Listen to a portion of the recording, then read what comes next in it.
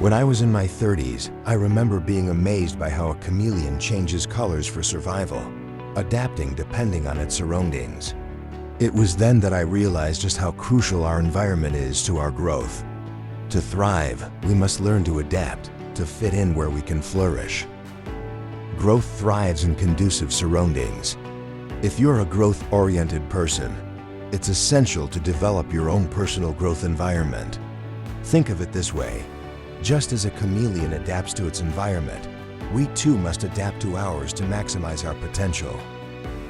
The people we surround ourselves with, the spaces we inhabit, and the energy we engage with, all of these factors shape who we become, how we learn, and how we develop. Sometimes, growth requires making tough decisions.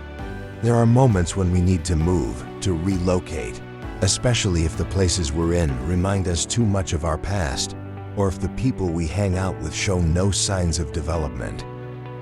One of the toughest decisions I made was to move to an area and a house that I could hardly afford.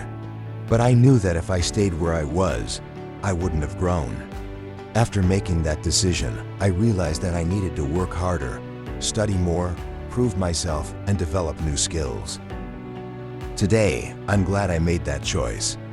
It wasn't easy, but it was necessary for my growth. Sometimes, that change might mean relocating or finding new circles of influence, but it's worth it. Choose wisely and watch how your life transforms when you prioritize a growth-oriented environment. You have the power to create the conditions in which you can thrive. Take that step, make that change, and see how far you can go.